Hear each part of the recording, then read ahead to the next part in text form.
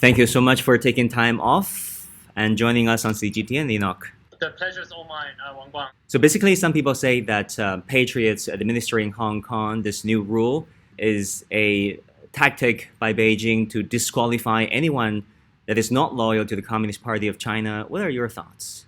As a Hong Kong citizen, I have seen so much with my own eyes.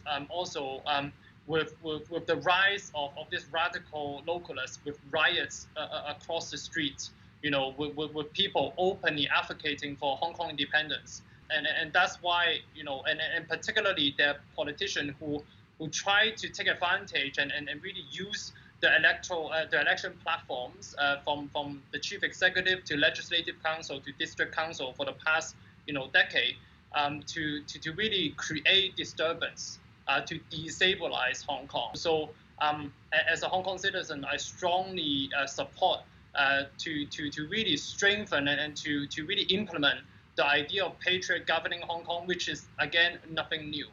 And to really lay the strong foundation for sustained stability and prosperity for Hong Kong.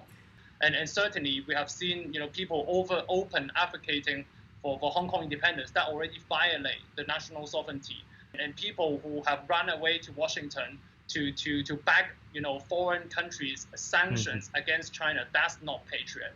People who receive billions of foreign funding for their political interests and political party, that's not patriots. I don't think any countries or any local election around the world will allow this. So that's my thoughts around this. And really patriotism is about loving the country that we're in. And in China, I think it will take some time and continuous effort to allow the world to understand that we are a socialist democracy, and different opinions politically are allowed. But however, any opinion who endanger the country's fundamental interests, which is a socialist system led by the Communist Party of China, is absolutely not allowed.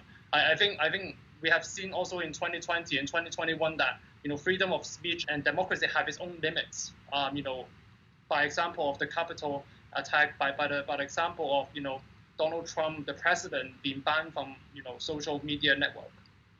So that's my initial thoughts. Talking about Western response to these Chinese legislations regarding Hong Kong, do you think it is a tale of two standards? In other words, double standards there? But it really provides a stark contrast between what happened in Hong Kong in 2019 in terms of the disturbance and the riots that happened in society, and comparing to what happened in 2020, ranging all the way from Black Lives Matter protests to all the way to the Capitol riots, when the U.S. can describe the Hong Kong's incident and movement as a beautiful sight to behold, whereas if it happened to their own country and to their own city, they would easily pull out the National Guard and military, and bearing in mind for everyone's understanding that the People's Liberation Army is in Hong Kong and stationed in Hong Kong, and those were some of the options, but it was never activated at all, but yet with so much patience to really take control of the whole entire situation. So yes, there are double standard, and I think as a Hong Kong citizen, I'm absolutely. I think I was frustrated, but I was extremely happy that the central government took, I think, decisive action with the national security law, and now to really to fill the loophole and the deficiency in our electoral system. I think none of us in Hong Kong would agree that we are a perfect governance system. I don't think anyone is, and really this bill help us to increase our efficacy, to really increase our effectiveness to govern this beautiful place that I call home in Hong Kong. So I really disagree on the title. I really hope that